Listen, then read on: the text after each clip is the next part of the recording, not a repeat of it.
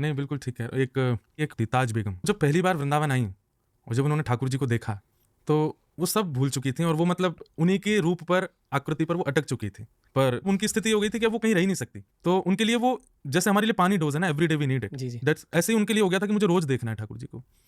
पर because of कुछ reasons उनको रोज मंदिर में अलाउ नहीं था। लंबी कथा है कि वो सब छोड़ के वृंदावन जब रहने लगी तो उनको मंदिरों में रिस्ट्रिक्टेड कर दिया गया किसी रीजन से, क्योंकि कहीं ना कहीं एक अविश्वास मन में आ रहा था लोगों के कि पता नहीं किस रीजन से, कहीं ये दिखावा तो नहीं इतनी भक्ति। तो उन्होंने किसी को प्रेशर नहीं किया, वो बाहर ही रहती थी मंदिर के। और बाहर रहते रहते ही वो जितने लोग दर्शन करके आते थे ना, उनसे पूछती थी आज ठाकुर जी का श्रृंगार कैसा है। तो कोई बताता आज ठाकुर जी ने नीले वस्त्र पहने हैं, आज ठाकुर जी ने ऐसा मुकुट पहना है, कानों में ऐसे कुंडल पहने, आदि आदि जो भी। कुछ दिन में ये होने लगा था। अब वो दर्शनार्थी आने का वेट करने से पहले ही एक अपने मन में सोच लेती थी आज रेड कलर की पोशाक होनी चाहिए, सोने के श्रृंगार होंगे, ठाकुर जी को खस का इत्र लगा होगा, सिर पर ऐसी पाग पहनी होगी, आज मकराकृत कुंडल होंगे। वो पहले ही उसको बना लेती थी अपने मन में। और जब कोई दर्शनार्थी आता था ना तो उससे पूछती नहीं थी, उसको बताती थी आज लाल पोशाक थी क्या, बोले हाँ आज लाल पोशाक। आज स्वर्ण का श्रृंगार था, बोले हाँ। आज जो इत्र का फोहा मिला भीतर से उसमें से खस की सुगंध है ना, बोले हाँ। और जब वो दर्शनार्थी बता के जाते थे ना तो ताज बेगम नाचने लग जाती थी कि अब उनका जो विजुअल था वो अंदर ठाकुर जी स्वीकार करते थे। तो सेम चीज अभी जो हमारी बात हुई कि हम एक मन में एक भाव रख लें कि नहीं ठाकुर जी हैं ही हमारे साथ। आप जो सोच रहे हैं कि आप महादेव के गोद में सर रख के सोते हैं, करते करते करते एक दिन वो होने लगेगा कि आपको तकिया नहीं, आपको साक्षात महादेव का ही अनुभव होगा। और हो सकता है इन फ्यूचर आगे की लाइफ में कभी शायद रात को पानी पीने उठो तो तभी देखो कि नील वर्ण के श्री महादेव ही बैठे हैं और उन्हीं की गोद में थे आप। ओम नमः शिवाय। ओम नमः शिवाय।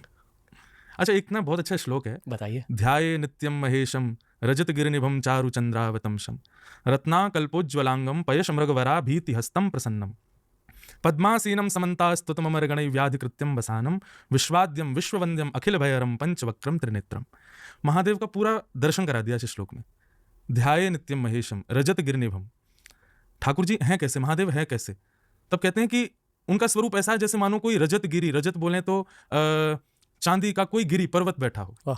रजत गिरिनिभम चारु चंद्रावतंशम, चतुर्थी का चंद्रमा, वो हाफ उसकी शेड होती है, चतुर्थी का चंद्रमा उनके शीश पर है। चारु चंद्रावतंशम रत्ना कल्पोज्ज्वलांगम पयश मृगवरा भीति हस्तम प्रसन्नम, जैसे कोई रत्न चमकते हैं ऐसे उनका एक एक अंग चमकता है। मृग चर्म उन्होंने अपने कमर पर पहनी हुई है। रत्नाकल्पोज्ज्वलांगम पयश मृगवरा भीति हस्तम प्रसन्नम, प्रसन्न मुद्रा में। बिल्कुल, एक तो होती है कि खुशी और एक होता है कि प्रसन्न।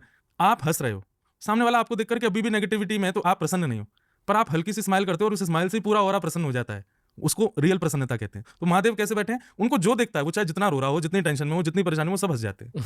ऐसी प्रसन्नता है। रजत गिरिनिभम चारु चंद्रावतंशम रत्नाकल्पोज्ज्वलांगम पयश मृगवरा भीति हस्तम प्रसन्नम पद्मासीनम समन्ता। महादेव कैसे बैठते हैं, बोले पद्मासन में।